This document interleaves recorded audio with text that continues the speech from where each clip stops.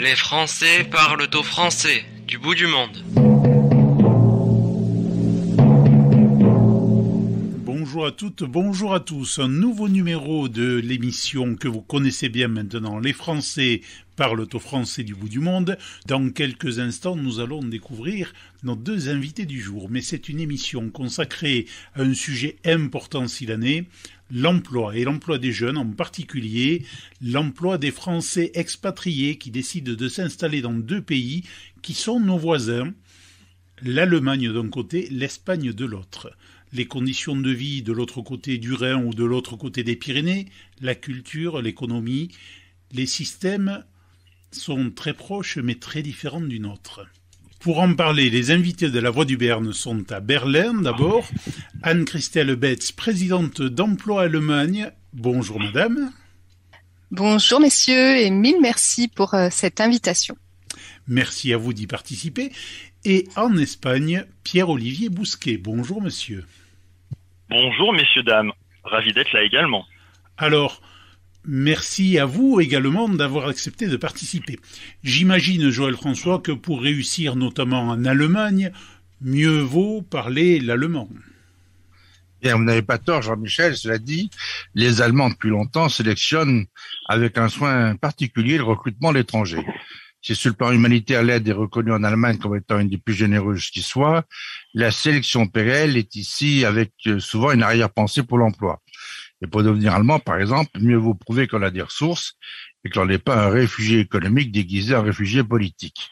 Bon, je suppose qu'en Espagne, c'est un peu comme en France. Je sais pas ce qu'en pense Pierre-Olivier Bousquet. Il faut également avoir de l'argent sur un compte quand on s'installe sans travail. Voilà, mais parler espagnol est certainement un atout important aussi en Espagne, c'est évident.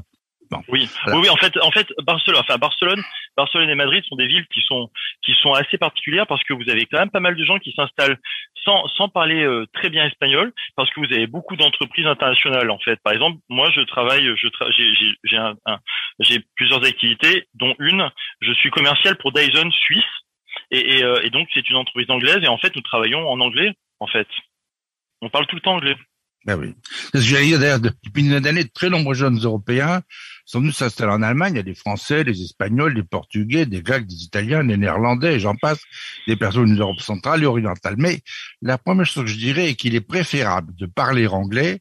C'est presque aussi important que de parler allemand. La seconde est qu'être étranger en Allemagne n'est pas pénalisant.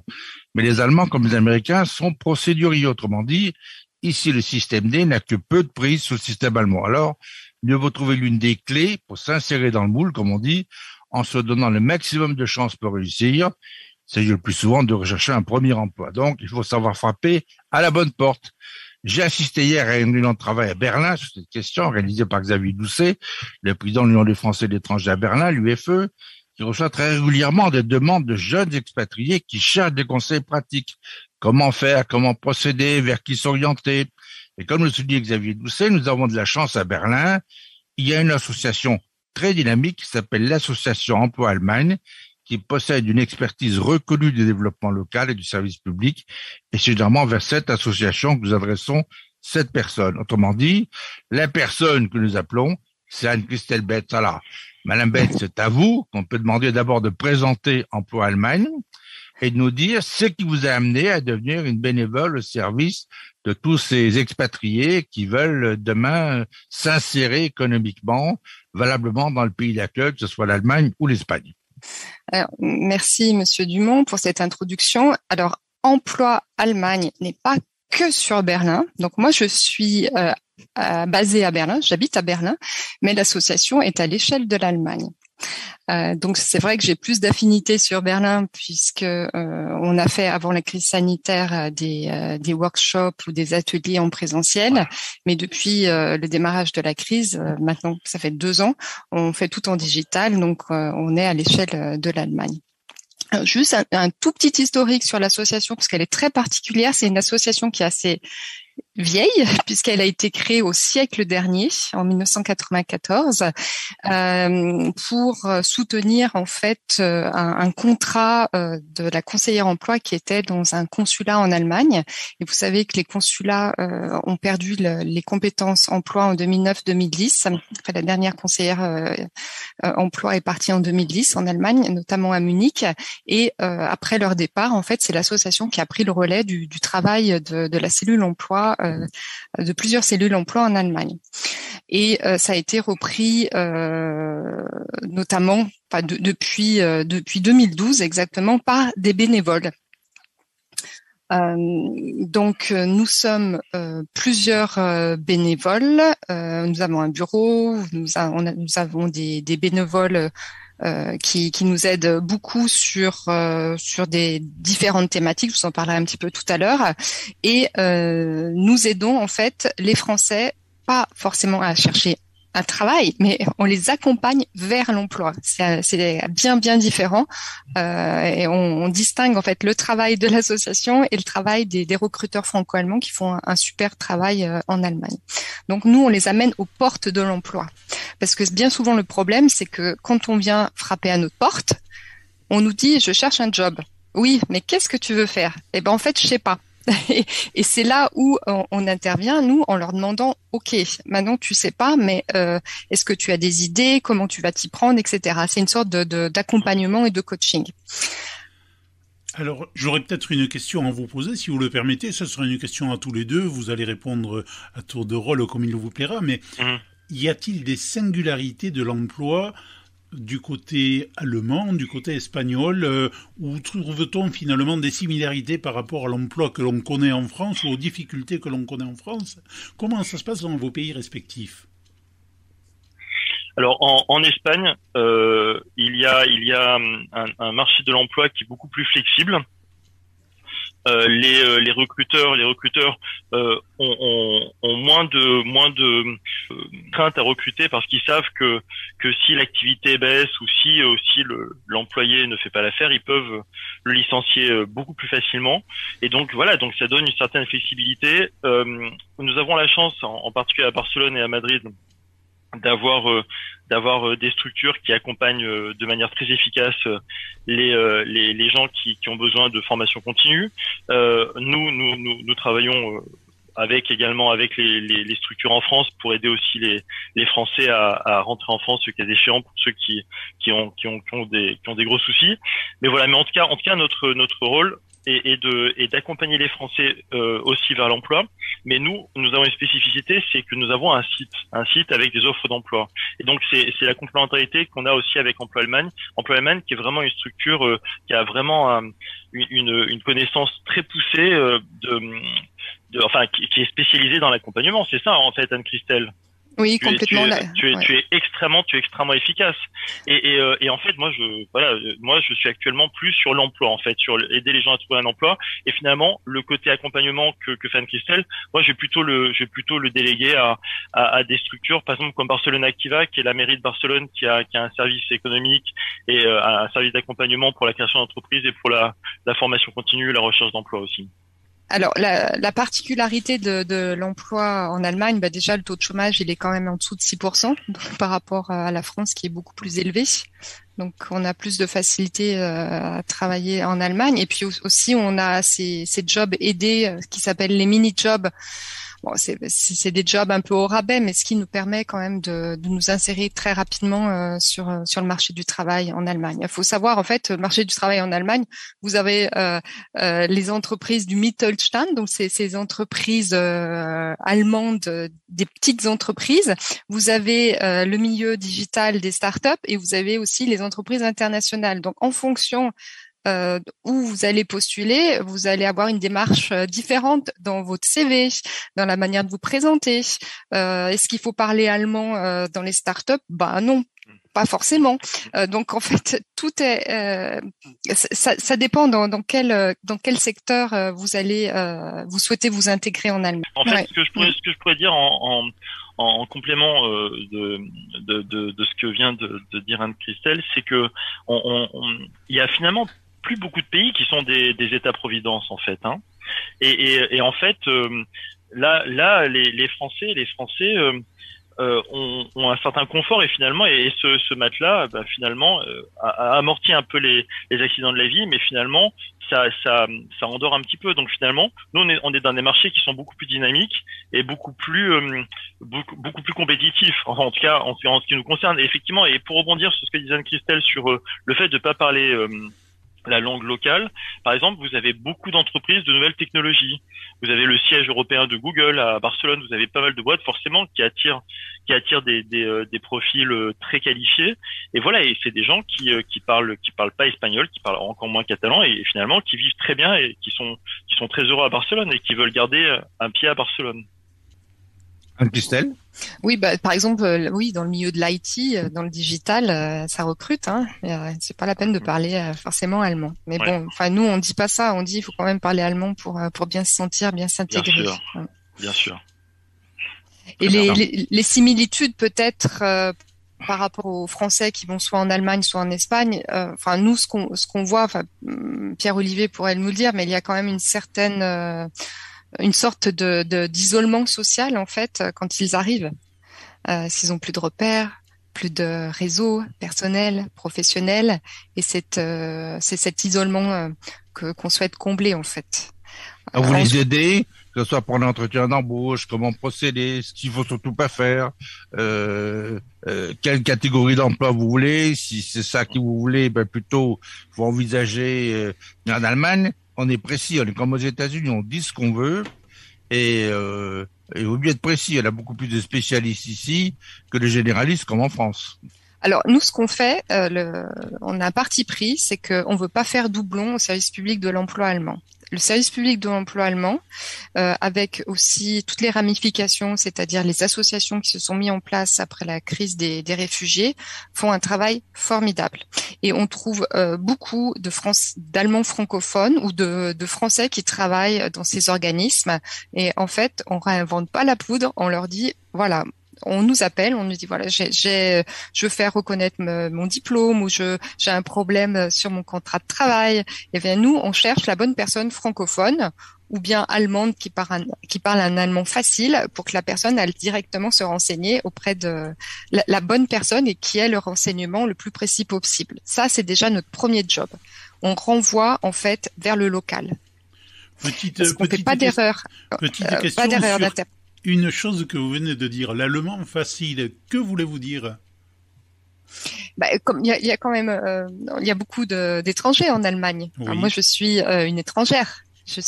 Même si je suis en Allemagne depuis très longtemps, j'ai pas la nationalité allemande, donc je me considère aussi comme étrangère, je vais sortir le mot, mais comme une migrante. Je suis une migrante.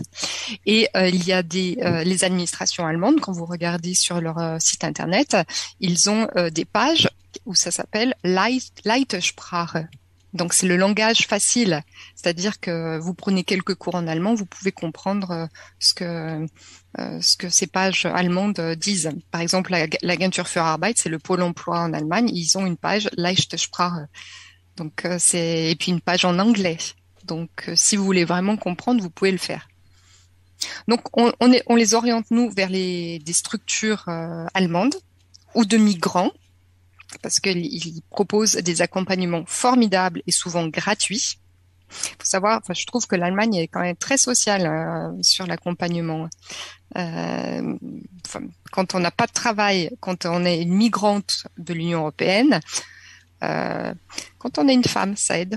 Parce qu'il y a quand même beaucoup plus d'accompagnement. On peut vraiment avoir de l'aide en Allemagne. Il y a beaucoup plus de migrants hommes que de migrants femmes en Allemagne. Alors attendez, migrants, il faut qu'on reprenne la définition. Migrants de l'Union européenne, hein. Je parle des Français qui sont migrants de l'Union européenne. On est moitié-moitié, on est aussi bien des hommes que des femmes. Les Français en Allemagne. Bon. Alors, Anne-Christelle, à la réunion de l'Union des Français de l'étranger hier, on disait encore, l'association Anne-Christelle a développé en Allemagne un outil extraordinaire qui est une carte. Alors, une carte qui permet d'être interactive sur toute l'Allemagne. Autrement dit, vous ne travaillez pas qu'à Berlin, vous le disiez en préambule. Mais donc, comment fonctionne cet outil que vous avez organisé? Alors, c'est une carte interactive. En effet, c'est une carte de l'Allemagne où il y a les principales villes et on a répertorié en fait tous les acteurs publics et associatifs qui peuvent aider. C'est-à-dire que vous allez à Francfort, vous allez au Welcome Center par exemple, et vous avez aussi des associations qui peuvent vous aider sur l'entrepreneuriat, sur la gestion de carrière, etc. Donc c'est par thème, c'est rangé par thème en fait. C'est sur notre site internet et c'est gratuit. C'est tout simplement qu'on a répertorié ce qu'on connaissait, le réseau du service public allemand, sa grande définition, parce que le service public de l'emploi allemand, c'est la Agentur für Arbeit. Mais nous, on l'a élargi à toutes les aides qu'on pouvait avoir en Allemagne. L'un des grands avantages d'associations comme la vôtre, ou comme celle de notre ami Bousquet en Espagne, c'est la constitution de réseaux, ce qui permet de faciliter les contacts.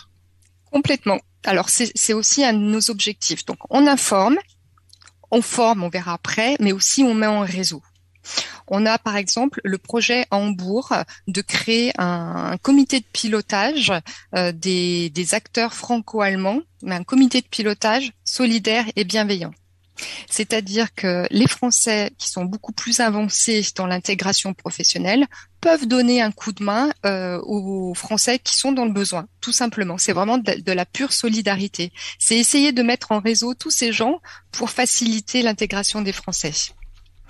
Donc là, on a un réseau sur notre carte, mais en fait, on aimerait faire du micro-réseau, du réseau territorialisé pour aider encore plus les Français. Alors, comment ça fonctionne? C'est-à-dire que les gens nous appellent, on prend rendez-vous avec eux par Zoom, on fait une séance d'1 heure avec eux sur des questions diverses et variées, et après on les suit à plusieurs semaines, c'est-à-dire qu'à la fin de la première séance, on leur donne des petits devoirs ou une stratégie, parce qu'on a de l'expérience au niveau de l'association. Moi, je suis pas toute seule en tant que bénévole. J'ai un bureau et puis j'ai des personnes très bienveillantes qui sont autour de l'association. Donc ces personnes-là peuvent les aider pendant 1 heure, peuvent les écouter. Et l'écoute, c'est le principal outil pour se sentir mieux et sortir de son isolement social. Parce que c'est bien beau les sites internet, c'est bien beau la digitalisation, mais si vous n'avez pas un contact avec la personne, ça va être un peu plus compliqué. Il y a des personnes qui n'osent pas, qui regardent sur un site internet, mais qui n'ont pas l'idée de franchir le cap. Et nous, en fait, on les booste, on leur donne un petit coup de pied aux fesses pour leur dire, allez, tiens, tu vas faire ça, tu vas prendre contact avec cette présidente d'association ou ce président d'association ou bien cette conseillère emploi allemande, tu vas voir, ça va marcher. Donc en fait, c'est un petit coup de boost, un petit coup de pied dans le derrière pour avancer. Mais quel est l'état d'esprit de ces Français que vous rencontrez lorsqu'ils arrivent? Ils ont quand même choisi de venir en Allemagne, ils ne sont pas arrivés là par hasard. Parce qu'on a l'impression qu'en fait, vous les repêchez un peu. Écoutez, moi je suis arrivée en Allemagne il y a 17 ans en arrière. J'ai quitté un super job. J'ai aucun projet professionnel. J'ai de la chance de me marier, et ce qui m'a permis de maintenir ma tête hors de l'eau. Mais en fait, il y a des jeunes qui sont comme moi à l'âge de 30 ans qui arrivent et qui se disent bah tiens, je tente. Et pourquoi pas? On a tous fait ça.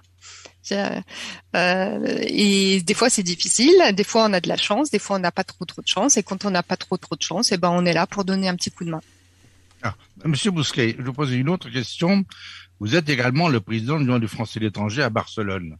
Oui. L'Union des Français de l'étranger, qui est une des plus vieilles associations françaises, elle remonte au lendemain de la Première Guerre mondiale, une association presque patriotique. Bon, elle a elle est connue pour l'entraide, la convivialité et également le rayonnement. Donc, c'est une organisation dans le monde qui est présente presque dans tous les pays du monde et où justement ces associations, qui se soient par exemple en Espagne, à Madrid ou à Barcelone ou ailleurs, aident notamment les Français, mais aussi les francophiles ou des francophones à trouver des contacts, à avoir de l'aide. On l'a vu notamment à Berlin, où l'UFE, il y a 1 an et demi, au plus fort de la crise pandémique, on a organisé des repas qu'on amenait le soir à des personnes âgées qui étaient isolées, qui étaient seules aussi. On a des gens, des fois, qui sont seuls, qui n'ont plus de contact, qui n'ont pratiquement personne.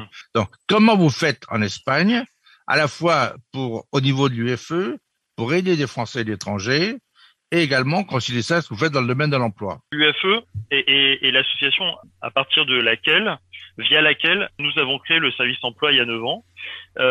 Et en fait, l'UFE, comme Français du Monde, a parfois des liens avec la politique, a une couleur politique, même si moi je me considère pas comme en ayant une vraiment. Après, on a chacun nos idées personnelles, mais c'est une association d'utilité publique qui aide tous les Français, d'où qu'ils viennent et quel que soit leur profil. Mais pour que l'association, que le service emploi soit vraiment pérenne et soit totalement, n'ait pas ce préjugé, et ben du coup j'ai souhaité dissocier l'UFE qui a vraiment cette fonction d'accueil, d'entraide, et le service emploi qui a plus ce côté un peu institutionnel en fait, d'aider les gens à trouver un emploi. Mais c'est important de dissocier les choses. D'un côté l'UFE, de l'autre côté les services emploi, qui sont vraiment complémentaires.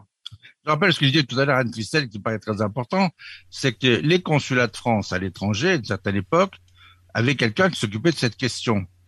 Et depuis quelques années maintenant, ça n'est plus le cas. Autrement dit, on a laissé ce travail, ce savoir-faire, à des bénévoles français, que ce soit en Bavière, à Berlin ou ailleurs. Et donc, du temps de Pompidou, vous vous souvenez, les consulats de France, ce magnifique réseau qu'on avait à l'étranger, notamment, étaient très axés, se sont orientés sur l'économie. Alors, l'économie, quand on parle d'économie, et quand on ne parle pas de l'emploi, c'est quand même un peu étonnant, parce qu'aujourd'hui, l'emploi, c'est une donnée fondamentale quand on parle de l'économie, on s'intéresse à l'emploi. Alors, donc, vous faites un travail éminent, vous rendez un grand service. Est-ce que sur le plan concret, quand vous avez quelqu'un qui a trouvé un travail, grâce à votre aide, Anne-Christelle, est-ce que ces gens vous appellent et vous disent, voilà, j'ai réussi parce qu'en fait, j'ai fait ça? Vous avez un retour ou pas? Ah, mais tout le temps. Tout le temps. D'ailleurs, vous voyez ça sur nos réseaux sociaux. Moi, on fait des feedbacks, on les met sur les posts LinkedIn, Facebook ou bien Instagram. Les gens sont assez reconnaissants.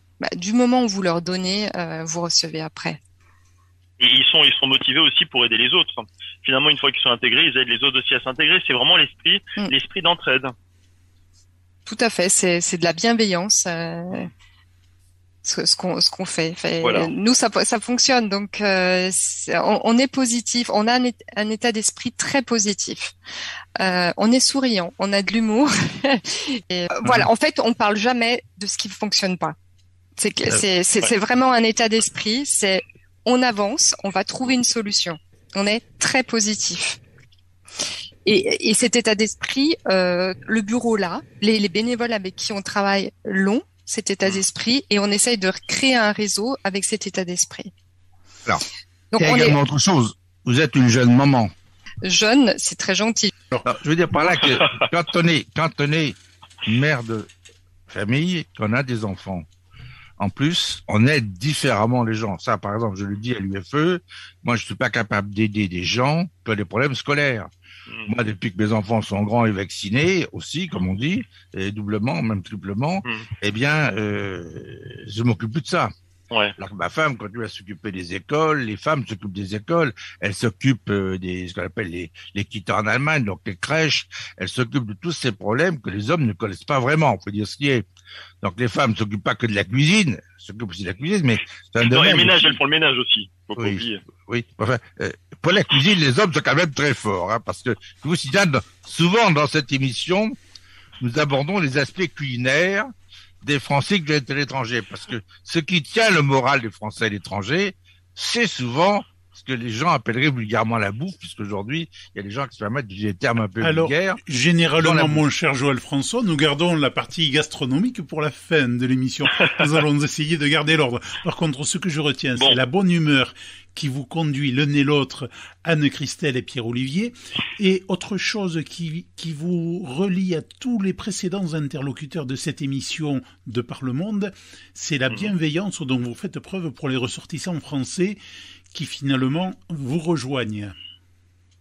Oui, en fait, la petite histoire, pourquoi moi je me suis engagée dans l'association, c'est parce que quand je suis arrivée en 2004 à Munich, parce que j'ai passé 10 ans à Munich, je suis la première Française que je suis allée voir, c'est la conseillère emploi au consulat de Munich qui m'a vraiment bien aidée. Et j'avais été épatée par son accueil et je pense que c'est quelque chose qui m'a marquée et c'est pour ça que j'ai voulu m'engager dans l'association Emploi Allemagne. Hein. Bon, j'ai aussi un passé du service public. Hein. J'ai été biberonnée au service public, là ça, il faut le dire aussi. Donc j'aime beaucoup ça. Alors, vous parliez tout à l'heure des femmes dans les associations qui sont peut-être maternantes. Alors oui et non. Nous, c'est vrai, il y a des femmes, mais on a aussi des messieurs qui s'engagent dans notre association. Et on fait aucune différence entre les messieurs et les femmes. Nous, ce qu'on veut, c'est des gens qui ont des compétences dans l'association. Voilà, je précise. Et on a des femmes qui n'ont pas d'enfants, des femmes qui ont des enfants. On arrive. Donc Pierre-Olivier le sait très bien. La manière dont je fonctionne, oui. Je commande beaucoup de pizzas pour que mes enfants puissent se nourrir. Ouais, les pizzas YOLO le soir. Voilà. Et que je me consacre vraiment à corps et âme à cette association parce que je pense que c'est une de mes missions, en tout cas en Allemagne, d'accompagner les Français. Alors, on va revenir à la langue quand même, parce que tout à l'heure on disait que l'anglais, il vaut mieux parler l'anglais en Allemagne, hein, même en Espagne. Bon, partout, même au Liban, on parler anglais aussi. Bon, même si les gens peuvent trouver beaucoup de gens qui parlent français. Mais est-ce que vous avez le sentiment que les gens qui ont un désir sincère de s'intégrer comprennent l'intérêt et l'utilité d'apprendre la langue du pays d'accueil? Oui, bien sûr, bien sûr. Enfin, tout à l'heure, on parlait de ceux qui travaillent dans les nouvelles technologies. On parle de profils très qualifiés. Mais évidemment, le fait d'apprendre l'espagnol ou l'allemand est tout à fait important et c'est une condition effectivement d'intégration. Et c'est marrant parce que une de mes activités, c'est la relocation, c'est l'installation de cadres de cours internationaux. Je m'étais occupé de l'installation du président de Nestlé pour la péninsule ibérique, et même lui qui avait un emploi du temps de ministre, il avait quand même pris le temps d'apprendre l'espagnol. Donc il faisait des discours, tous ses discours en espagnol. Donc oui, apprendre l'espagnol ou l'allemand, c'est important, c'est un vecteur d'intégration. Mais après, l'espagnol, je dis l'espagnol parce qu'on parle vraiment de l'Espagne comme un tout. Mais après voilà, nous sommes, c'est un peu Babylone, Barcelone. Mais vous nous parlez du président d'une grande société. On comprend bien qu'il a saisi l'importance de parler la langue du pays. Mais pour le français lambda, le citoyen lambda qui arrive, celui qui veut s'intégrer, ça va lui paraître tout aussi logique, je pense. Oui, bien sûr. Oui, bien sûr. Peut-on être réfractaire à la langue du pays dans lequel on veut s'installer et réussir l'installation? Ça, c'est la question que je vous pose. Je sais pas, c'est comme si j'épousais Anne-Christelle et que je la trouvais moche. Enfin, non, c'est pas cohérent. Si tu épouses, si tu t'installes dans un pays, c'est pour en adopter. Enfin, je veux dire, c'est du bon sens. Tu t'intègres, bien sûr. Oui, je crois que là-dessus, on ne peut être que d'accord. Mais bien sûr, c'est logique quand on a une envie de s'intégrer, d'épouser le pays dans lequel on est. Bien sûr, on fait des efforts à l'apprentissage de la langue. Après, il y en a Après, il y en a qui ont des blocages dans l'apprentissage d'une langue étrangère. Ça peut arriver. Comme l'allemand, par exemple. Voilà, comme l'allemand. Et moi, j'ai eu beaucoup de mal à m'y mettre aussi. Donc, il faut voir aussi les difficultés qu'ont les gens, quoi, avant de leur dire c'est pas. Épouser un allemand, c'est une bonne solution. Oui, sauf quand ils parlent français. Une question qui s'adresse à vous deux. Vous êtes connus, je crois, en 2018, et c'est de là que cette association a pris un essor particulier. Donc, qu'est-ce qui a changé après de votre rencontre? L'impulsion, c'est elle et son équipe qui l'ont donné. Mais en tout cas, j'ai eu la chance de rencontrer Anne-Christelle. D'ailleurs, comment on s'est rencontrés, d'ailleurs, Anne-Christelle, à l'origine? Je t'ai passé un petit coup de fil, tout simplement. Et je lui ai dit, est-ce que vous pouvez me rappeler, Monsieur Bousquet? Et voilà. Et voilà. Et en fait, à l'époque, elle était pas encore présidente de l'association, mais elle était déjà extrêmement impliquée. Elle a toujours été très impliquée.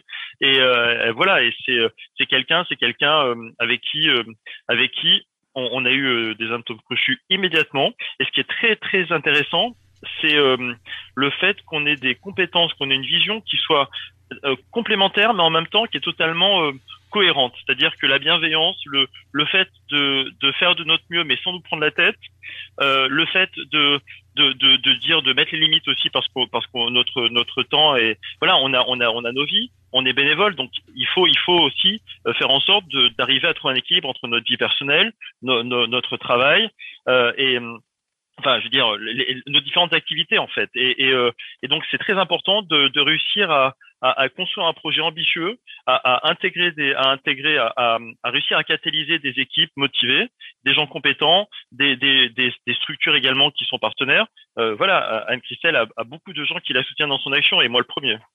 Alors justement, Anne-Christelle, vous avez des projets qui sont au-delà de l'Allemagne et de l'Espagne, dans toute l'Europe. Quels sont vos objectifs dans ce domaine? Alors, je reviens sur ce que disait Pierre-Olivier, comment on s'est connus, parce que c'est assez joli comme histoire, en fait. C'est presque une histoire d'amour. C'est qu'en fait, c'est que on s'est vraiment entraidés tous les deux. Moi, au démarrage, en fait, Pierre-Olivier m'a coaché pour devenir présidente de cette association. Parce qu'il faut savoir que j'avais jamais fait ça dans ma vie.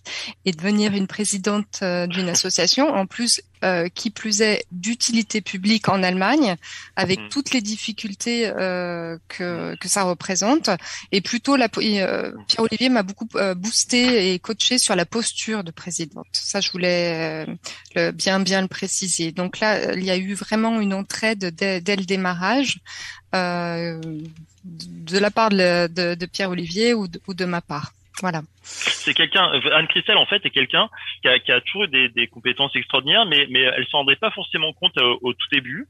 Voilà, et en fait non, je lui ai toujours dit qu'elle était formidable, qu'elle était utile pour la communauté, et que voilà que c'était tellement important qu'elle soit à la tête de cette association, et voilà, et elle en a fait quelque chose d'extraordinaire. Et vous voyez d'ailleurs que les pouvoirs publics la soutiennent, qu'elle a des partenariats. Et effectivement, et notre objectif, c'est notre objectif, en tout cas notre souhait, parce que on peut pas dire non plus que ce soit quelque chose qui nous réveille dans la nuit, mais c'est un souhait. Ça va être de monter un réseau européen de l'emploi francophone, et finalement l'esprit européen.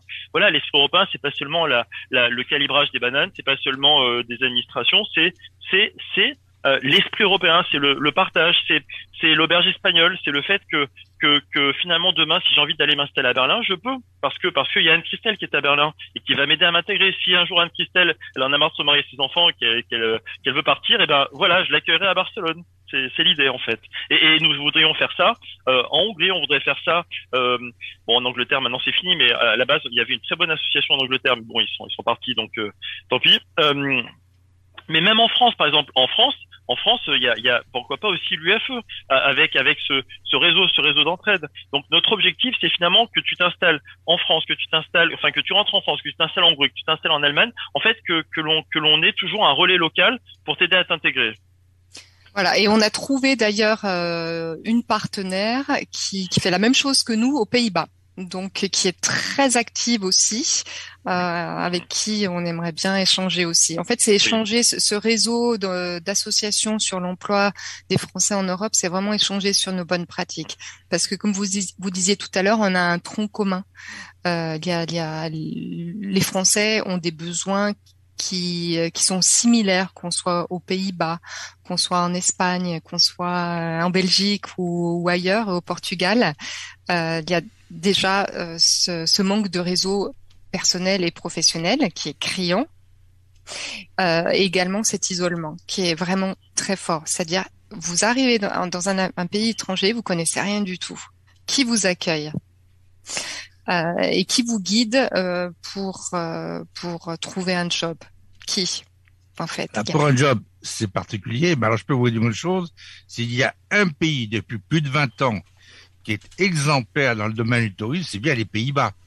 Aux Pays-Bas, il y a ce qu'on appelle le VVV. Le VVV, il y en a partout. Dès que vous arrivez quelque part dans une localité hollandaise, quelle qu'elle soit, vous allez au VVV. C'est le bureau du tourisme. Vous avez des plaquettes en français, en anglais, en allemand, en je sais pas quelle langue. Bon, et vous avez des gens qui disent voilà, vous réservez un hôtel, vous voulez ça coûte combien? Oh, vous c'est plutôt ça qui vous intéresse, etc. Donc, dans le domaine du tourisme, les Néerlandais ont mis au point un système qui est unique au monde. Donc, Alors, la chose que je voulais savoir, c'est que dans le domaine de l'emploi, vous avez à Berlin, je crois, c'est ce que j'ai entendu dire à l'UF Berlin, vous avez mis au point quelque chose qui gagnerait peut-être à être développé en France. Qu'est-ce que c'est? C'est un secret que je vous demande de confier. Bah, écoutez, déjà, je pense qu'on est des personnes tout simplement humaines, bienveillantes, solidaires, gentilles. Enfin, vous savez, c'est ces valeurs humaines qu'on a perdues ou qu'on est en train de perdre, qui reprennent vie en fait après le Covid. Je pense que on a été la première association à mettre en place des Zooms. Au premier confinement, je crois que c'était entre le 18 et le 24 mars 2000, où on a fait notre première conférence sur Zoom. On savait pas comment fonctionnait un Zoom au départ, et on a fait notre première conférence sur la Kurzarbeit. Vous avez dit 2000, je pense que vous vouliez dire 2020, mais vous êtes pardonné. 2020, merci. Donc on a mis en place notre première conférence sur la Kurzarbeit, c'est-à-dire les gens qui étaient au chômage technique, et on recevait en fait depuis une semaine des emails de personnes me disant voilà, mon employeur veut me mettre au chômage technique, mais qu'est-ce que c'est? On n'a jamais entendu. Et même les Allemands, c'était très compliqué. Et on a trouvé quelqu'un de francophone dans une administration qui a bien voulu nous expliquer tout ça. Et après, pendant 40 jours, on a fait une quarantaine. On a mis dans un pot commun toutes les ressources qu'on avait. On a appelé tous les copains, toutes les personnes qui pouvaient nous aider en disant aidez-nous, aidez les Français. Et on a fait, je crois, 33 conférences sur 40 jours. Enfin, il y avait des conférences, il y avait du coaching individuel pour les personnes en fait qui étaient complètement paniquées. Notamment des femmes qui avaient leurs enfants à la maison et qui pouvaient plus travailler, ou des hommes, parce que là il y avait aussi. Donc, ce qui marche, je pense que c'est tout simplement être humaniste dans nos actions et de tendre la main. Enfin, c'est quelque chose de très simple. Et être à l'écoute et communiquer, des valeurs les plus simples au monde qui fonctionnent maintenant. Nous, en ce qui nous concerne à Barcelone et en Espagne, on fait plus des salons de l'emploi. Donc ça, c'est un moyen aussi pour les gens de se retrouver, participer aussi à des conférences et rencontrer à la fois les recruteurs, mais également les fondations, les associations qui vont aider les personnes qui vont avoir des difficultés spécifiques liées à leurs compétences, liées au fait que c'est par exemple des personnes seniors ou des femmes seules, des personnes en situation de précarité. Dans préparer cette émission avec Jean-Michel, on s'était dit, il va être intéressant de demander à Anne-Christelle et à Pierre-Olivier, eux qui connaissent la situation française, en quoi le pôle emploi allemand ou le pôle emploi espagnol sont meilleurs ou moins bons que le pôle emploi français. Et à votre avis, qu'est-ce qu'il faudrait changer en France pour booster, pour pas dire humaniser, le système de l'aide à l'emploi? Pour vous aider à répondre, je crois que je vais dire revenez vite en France, expliquez-leur comment ça se passe chez vous. Parce c'est pas nécessaire. En France, le demandeur d'emploi a souvent l'impression d'être stigmatisé, ne serait-ce pas que par le pouvoir politique déjà, parce que le pouvoir politique en place, mais ses prédécesseurs également, d'une certaine façon, ont souvent culpabilisé le demandeur d'emploi, pour ne pas dire le chômeur, qui est souvent retenu comme fautif parce qu'il n'a plus d'emploi. Et ensuite, lorsqu'on se présente devant l'agent de Pôle emploi, on n'a pas la bonne formation, on n'est pas dans la bonne tranche d'âge, on n'a pas la volonté de reprendre un travail, on n'a pas la mobilité suffisante. Vous venez de nous expliquer quasiment qu'il y avait des formules magiques à chaque problème, qu'on pouvait toujours trouver une solution à chaque situation. J'ai vraiment envie de vous dire, revenez en France, vous allez trouver la solution au taux de chômage qui est toujours très élevé. C'est un état d'esprit, finalement. C'est le fait que l'on soit finalement. Regardez la résilience. On parle beaucoup de résilience. Vous avez vous avez la crise des subprimes en 2008 qui a été terrible en Espagne. Eh bien, les gens continuaient à être heureux, à profiter de la vie. C'est un état d'esprit. Et à partir du moment, et c'est finalement ce que disait Anne-Christelle, c'est ça, c'est le fait que les Français se sentent soutenus, qu'ils se sentent considérés. Et voilà, et que voilà, on n'a pas la solution à tous les problèmes, pas de formule magique, mais simplement le fait que les gens ne soient pas seuls. Mais c'est autant pour les associations que pour le service emploi. C'est essentiel. Et c'est pour ça que les gens viennent nous voir aussi souvent. Et puis, oui, le Pôle emploi. Alors moi, je suis issue du service public de l'emploi français. J'ai travaillé en direction du travail de l'emploi, donc moi je trouve qu'ils font qu'il y a des choses extraordinaires qui se font, et en Allemagne aussi. Mais le problème, c'est que vous rencontrez aussi bien en Allemagne, en France ou en Espagne, des conseillers emploi qui sont pas sympas. Partout. Enfin, je veux dire, c'est l'être humain, il est fait comme ça. Sauf que nous, on dit, OK, tu es peut-être devant quelqu'un de pas sympa, mais il va falloir que toi, tu sois sympa pour qu'il devienne sympa. Donc, quand tu vas en Allemagne, au Pôle emploi, c'est sûr que peut-être tu as une chance sur 2, sur 3 de tomber sur quelqu'un de pas agréable. Ça peut arriver. Eh bien, sois agréable. Prépare ton projet, prépare bien tes questions et demande-toi qu'est-ce que tu as envie de faire en Allemagne professionnellement. Du moment où vous avez un projet très clair, vous êtes sûr de vous, vous êtes bien préparé, mais ça passe. Je veux dire, c'est vous faites dans l'idée que vous allez y arriver. Hein. C'est vraiment, comme disait Pierre-Olivier, un état d'esprit positif. Et c'est ça qu'il faut avoir, en fait. Il est souvent difficile de comparer, mais je prends l'exemple des États-Unis ou de la Grande-Bretagne. Dans les pays anglo-saxons, on tend la main une fois, on l'attend 2 fois, on l'attend jamais 3 fois. Donc, est-ce que vous trouvez que l'on tende suffisamment la main une première fois dans un pays comme la France, par exemple, notamment en matière d'emploi? Il n'y a pas à tendre la main. Tendre la main, il y a un côté de récipiendaire. C'est on est dans une dynamique d'échange, d'entraide.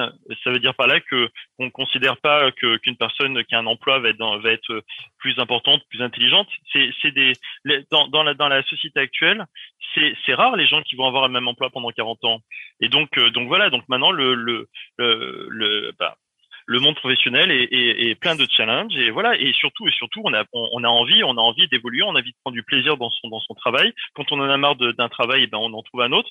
C'est la mobilité, c'est la flexibilité, et voilà, et en fait, à partir du moment où on a la chance de vivre dans des pays comme la France, l'Allemagne, l'Espagne, où il y a quand même, en plus des pouvoirs publics, plein d'associations, plein de fondations qui vous accompagnent, on a quand même de la chance par rapport aux États-Unis ou en Angleterre. On est dans un environnement qui est quand même beaucoup plus porteur, enfin qui nous aide, et qui a quand même de la bienveillance au niveau même systémique, je crois. Je veux bien, mais je prends l'exemple précis des stages. Aujourd'hui, dans les écoles, les stages sont obligatoires pour les enfants. À partir d'un certain âge, et puis aussi plus tard, ils devront faire des stages. Eh bien, trouver un stage en France, ça a toujours été, déjà de mon temps, extrêmement difficile, si ce n'est pas impossible. Pourquoi est-ce qu'en France, y compris l'administration, n'aide pas les jeunes pour leur trouver un stage, alors que le stage est normalement obligatoire? Donc, si on rend le stage obligatoire, faut pas que les entreprises, que l'État, les départements, les communes ferment les portes aux jeunes qui demandent un emploi. Parce que le stage, c'est un début d'emploi. Celui, comme disait Christelle, qui a été bien reçu pour un stage, eh bien, il va garder pour cette entreprise, pour cette administration, un bon sentiment. Et s'il a été aidé, il aidera les autres. C'est vrai. Mais tous les jeunes qui, chaque année, nous demandent de l'aide, ou leurs parents, pour leurs enfants, parce qu'ils n'y arrivent pas. Mais je vous dis, autour de moi, les gens qui ont réussi à avoir un stage pour un de leurs enfants, je les compte sur le doigt de la main. En France, c'est horrible. Alors, pendant la Covid, je peux vous dire que les jeunes en France ont été massacrés sur ce plan-là. Donc là, il y a un vrai problème. En France, vous écrivez, on vous répond pas. Vous écrivez 100 lettres avec votre CV, il n'y a pas de réponse. Il y a 3 réponses, sont négatives souvent. Bon, en Allemagne, vous écrivez, on vous répond. Alors, tant qu'on est dans cette problématique des stages, Oui. on a des stages à différents niveaux. Le stage obligatoire de fin de troisième dit stage de professionnalisation, qui lui Oui. ne dure qu'une semaine et qui a pu être compliqué en France à cause de la pandémie. Parce que souvent, si le père ou la mère n'avait pas un réseau qui permettait de trouver un stage dans l'entreprise ou dans une entreprise amie, grâce à des connaissances, le stage n'a pas pu avoir lieu et l'éducation nationale, d'ailleurs, a laissé la possibilité de ne pas faire ce stage. Mais même pour les sections professionnelles, pour les lycées professionnels, les BEP, les CAP, les bacs pro et ultérieurement les BTS, voire même les contrats en alternance, il y a de plus en plus de difficultés, disent certains en tout cas, à trouver le stage qui lui est indispensable et va être de plus longue durée, qui va être primordial parce qu'entrant dans une notation effective pour l'obtention d'un diplôme. Est-ce qu'en Allemagne, cette formule-là existe? Est-ce que les difficultés sont les mêmes? Et Pierre-Olivier, peut-être pour commencer, est-ce qu'en Espagne, à Barcelone, mais dans toute l'Espagne, on retrouve les mêmes difficultés ou est-ce que c'est beaucoup plus facile parce que c'est l'Espagne, parce que la mentalité est différente? Alors, je dirais que la solution, alors peut-être pas pour un stage de troisième parce que les parents vont évidemment pas vouloir que leur enfant de 16 ans parte à l'autre bout du pays. Mais en tout cas, si que ce soit pour un emploi comme pour un stage, les opportunités ne sont pas forcément en bas de chez soi ou au coin de la rue. Donc effectivement, il suffit pas de traverser la rue comme disent certains, mais ce qui est vraiment important, c'est d'être ouvert aux opportunités. Et voilà, mais pas seulement au niveau de l'Espagne, mais au niveau même européen.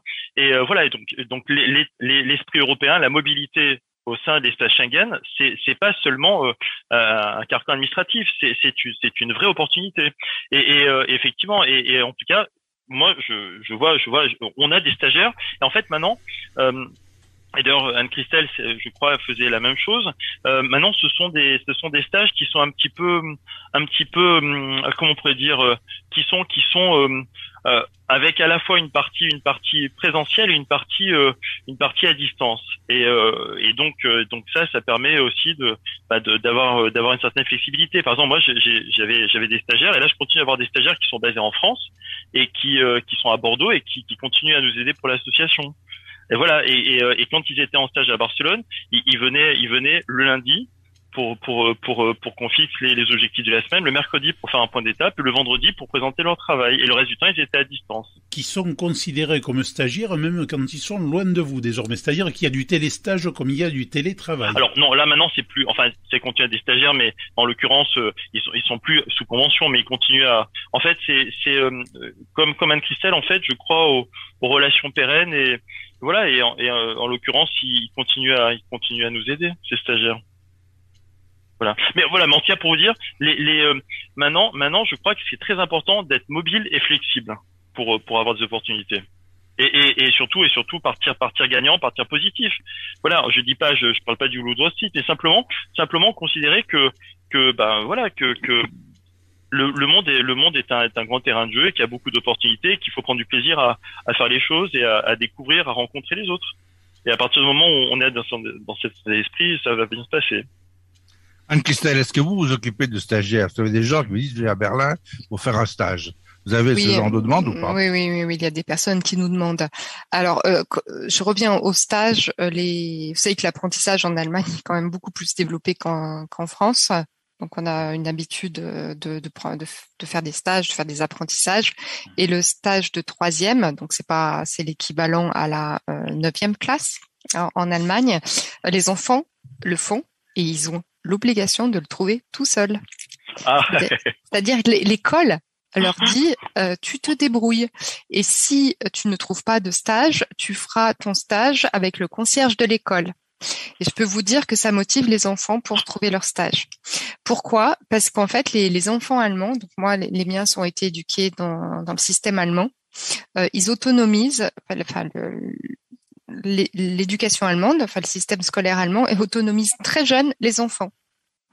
Et je pense que trouver un stage, ils le font eux-mêmes. Moi, je l'ai pas cherché le stage pour ma fille. C'est elle qui a fait sa lettre toute seule. Dégourdie, hein. Oui. Mais ce sont les petits Allemands qui ont été éduqués comme ça. Donc voilà. Et concernant les stagiaires, nous on en a eu un l'année dernière. C'est dans le cadre d'un Erasmus+, et c'était très très facile d'avoir un stagiaire. C'est vraiment une simplification des procédures pour mettre en place un stagiaire en tout cas. Alors, il y a une bonne adresse qu'on peut se permettre de donner, notamment à ceux qui s'intéressent à l'Allemagne, c'est l'Office franco-allemand pour la jeunesse. Je crois qu'ils ont échangé près de 100 millions de jeunes entre la France et l'Allemagne. Et maintenant, l'Office franco-allemand pour la jeunesse est devenu un Office franco-allemand polonais, ce qui développe encore les possibilités. Mais là, on peut dire que vraiment, ils sont très présents en France et en Allemagne. Ils ont facilité et financé énormément d'associations, mais surtout des particuliers. Parce que dans les associations, il y a les bonnes et puis il y a celles qui font pas grand-chose. On en finance des fois un certain nombre dont on quoi elles servent, mais il y en a, on sait qu'elles servent beaucoup. D'ailleurs, elles servent même souvent un peu trop, parce que les gens ont toujours une limite quand même, hein, et surtout les bénévoles. Et donc, aider les jeunes, c'est leur apprendre à aider les autres demain. D'accord, ça ce que vous disiez tout à l'heure, Christelle, tout à l'heure, non? Bah, tout à fait, oui. Bah, moi, on m'a aidé, j'aide les autres maintenant. Voilà. Et Olivier, vous aussi? Oui, tout à fait. Oui, non. C'est difficile de dire le contraire. Oui. Évidemment, si on s'entend aussi bien avec Anne-Christelle, c'est pas seulement parce qu'elle est très sympathique et très jolie, parce qu'on a totalement comment dire, on a cette même envie de nous réaliser à travers notre engagement pour au service de la communauté. Et voilà, et c'est clair, je vous dis, enfin c'est très personnel ce que je veux dire, mais j'ai trouvé à travers l'UFE et le service emploi vraiment une utilité à mon existence. Je suis pas seulement là pour consommer, je suis pas seulement là pour satisfaire des besoins essentiels, mais le fait d'aider les gens donne un sens à mon existence. Pas du tout des gens extrêmement sympathiques. Moi, j'ai participé à une réunion de l'UFE. Faut dire que vraiment, on a des gens sympathiques qui connaissent des tas de réponses à des questions qu'on se pose souvent. Alors, il y a une question que je vais vous poser à tous les deux. Quand on vit dans un pays pendant un certain nombre d'années, on se rend compte qu'il y a des choses chez nous qui peut-être marchent mieux, qui sont meilleures, et qu'il y en a d'autres dans le pays d'accueil qui sont nettement mieux. Donc, on prend le mieux des deux. Comment faites-vous, Anne-Christelle? Moi, je jongle.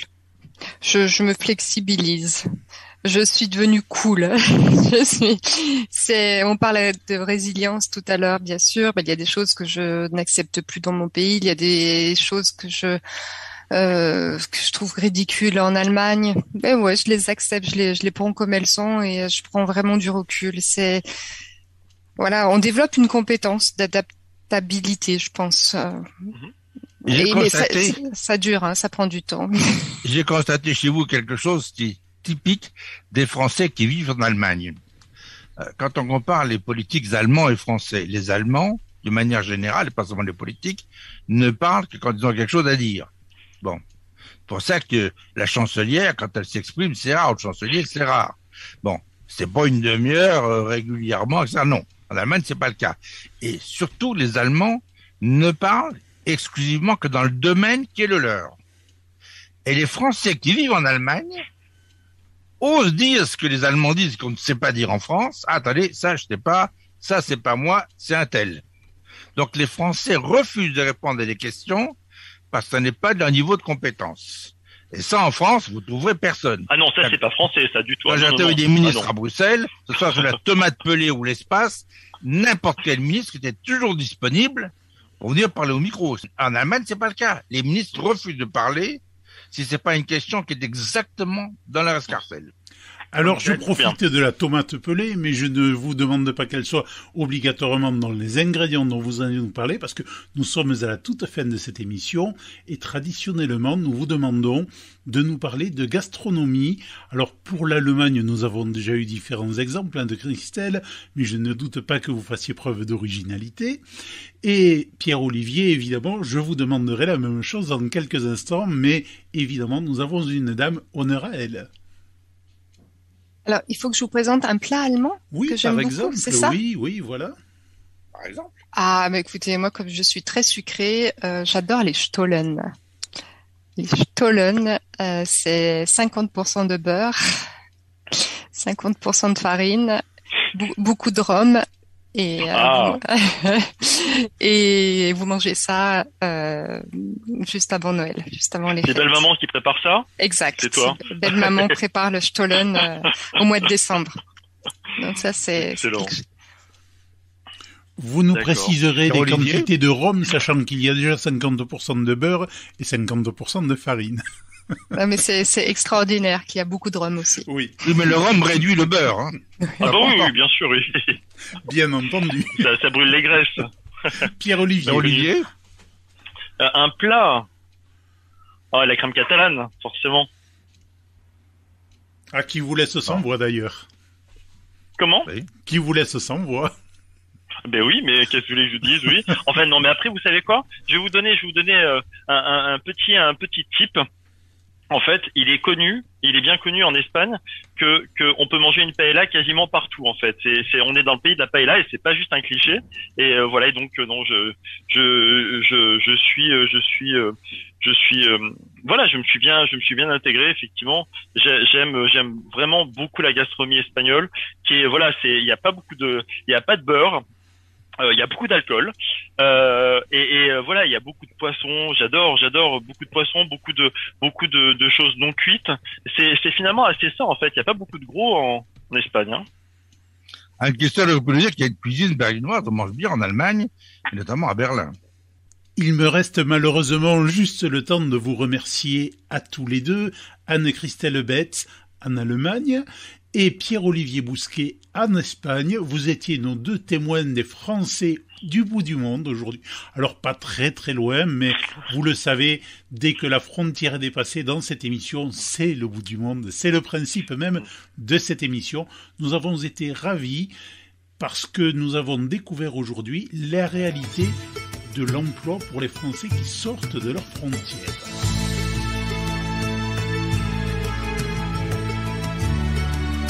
La Voix du Béarn, la radio qui donne aussi la parole aux Français du bout du monde.